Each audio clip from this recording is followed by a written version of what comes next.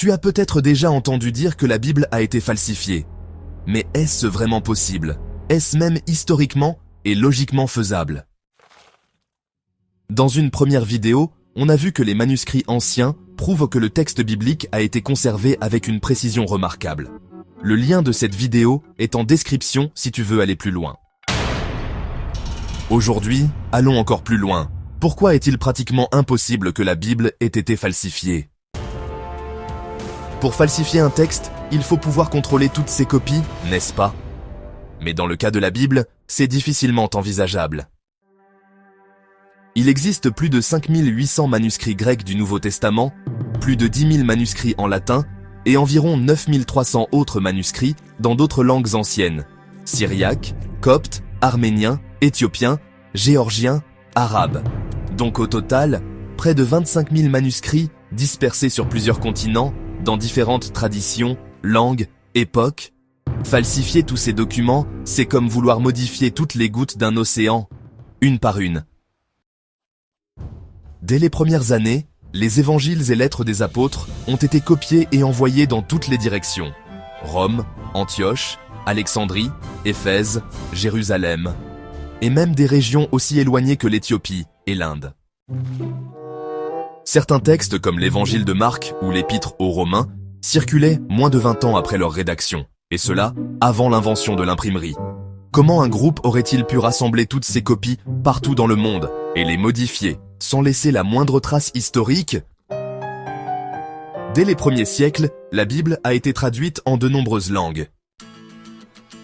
Le syriaque dès le IIe siècle, le copte en Égypte, le latin dans tout l'Empire romain, puis l'arménien, l'éthiopien, l'arabe, le géorgien. Et ces traductions correspondent toutes à ce que nous lisons aujourd'hui dans les manuscrits originaux grecs et hébreux. Si une falsification avait eu lieu, elle aurait été visible dans ces traductions, mais ce n'est pas ce que l'on observe. L'histoire nous montre aussi que les disciples eux-mêmes ont voyagé loin pour transmettre l'évangile. Thomas serait allé jusqu'en Inde, Marc est allé en Égypte, Pierre et Paul ont prêché à Rome, et selon la tradition, plusieurs autres apôtres ont atteint l'Afrique du Nord, l'Arabie et même la Géorgie. Chaque région a donc reçu des textes et un message cohérent, souvent copiés localement. Modifier ces textes dans tous ces lieux en même temps, on peut se demander si cela aurait été possible. Mais il y a encore plus fort, la Bible est massivement citée dans les écrits anciens. Les pères de l'Église, Irénée, Justin Martyr, Origène, Augustin, ont cité les textes bibliques des milliers de fois.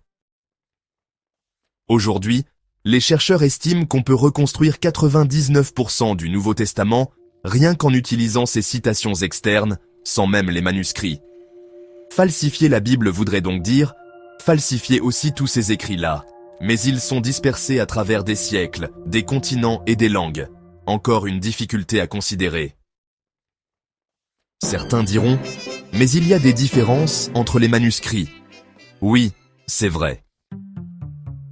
Mais ces différences sont minimes, souvent des fautes de copie ou des variantes grammaticales, et elles ne changent en rien le sens des récits ou des enseignements majeurs. Sur les 25 000 manuscrits, 99% du contenu est identique. Et les variantes sont bien répertoriées, analysées, publiées. Aucune d'elles ne remet en cause les fondements du message biblique. Donc, si on résume, trop de manuscrits, trop de langues, trop de régions, trop de traductions, trop de citations anciennes, trop de cohérence. Alors, face à tout cela, chacun peut se poser la question, est-ce historiquement possible que la Bible ait été falsifiée? Les faits sont là, à toi de juger. Si cette vidéo t'a éclairé, pense à commenter, à partager et à t'abonner. Et surtout, n'oublie pas, Jésus t'aime.